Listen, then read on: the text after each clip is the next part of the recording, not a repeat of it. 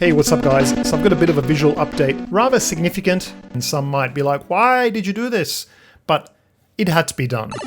In previous Blood and Mead devlogs, I made visual changes to the player, but you know, they never felt quite right to me. A lethargic, skinny fat chibi that no longer aligned to the game's thematic direction. I gave myself one last shot to get this right. I reflected on some advice I received recently. Hey, I watch your channel. Game looks cool, but you need to make a strong female character. Femfur. I touch example. Femfur? What the f... Let's see this attachment.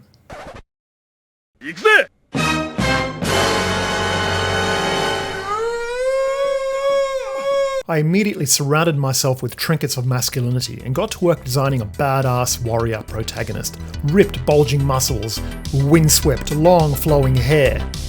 Now I'm not going to win any art competitions with this, but yeah, that'll work.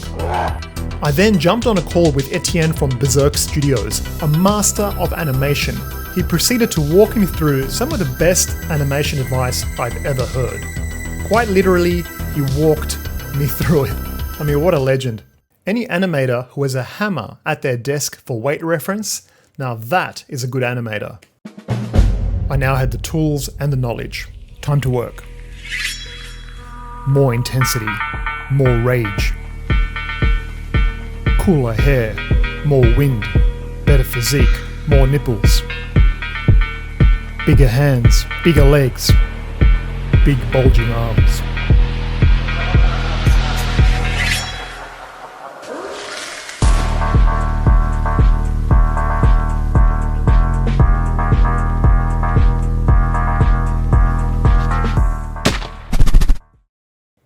It's a rather dramatic update, and I'll be happy to never see that old skinny fat, chibi head character again, let alone the sticker version of that skinny fat chibi head character.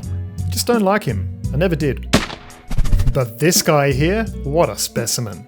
You see, the problem with skinny fat chibi head character is that he was never intended to be the final version. It was always a bit of a stopgap placeholder, and it took me time for my artistic sensibilities and taste to mature to realize my original vision. I really love the new long hair. It creates a lot of visual drama, and each animation kind of utilizes the hair differently, creating more inertia and weight. You can see here on the jump, and then on the land it kind of pops forward. Oh, and I've got this spinning attack here where the hair just kind of flows up in both directions. It looks really cool. I love this animation. Some great frames like here, looking over the shoulder. That's cool. You can see I've added the shield, which actually moves with the attacks, which is pretty sweet. Time for a test drive.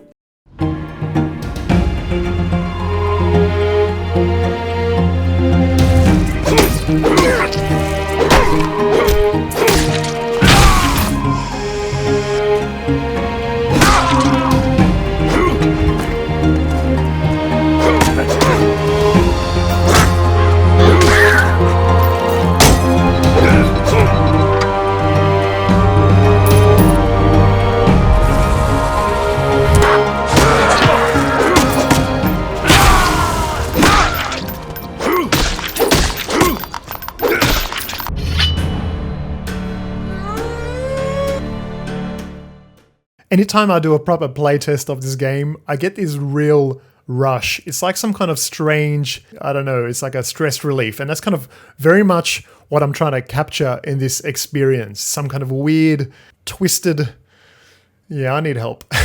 So I hope you like these changes, guys. I'm very happy with this more focused direction of the game. It's all kind of aligning the theme, the tone, the gameplay, the gore. It's worth noting that these devlogs I do often come out sometime after I actually make the updates, because it just takes me a while to get around to making the video about them. And also the work I show kind of represents a public slice of the game. I've got a lot of systems that are kind of in development, a lot of grey boxing, a lot of map design, a lot of AI work. So I don't really show so much of that stuff off, but I might do some of these, you know, week in the life of a developer where I can kind of get into some of that more techie stuff. But anyway, I hope you enjoyed this devlog. I hope you like the updates. If you do, please do consider wishlisting the game on Steam. I'd really appreciate that. And yeah, stick around for the next updates. I'll be kind of rolling out some more hooky mechanics that you might enjoy. Thanks for watching, and I'll see you in the next video. Bye.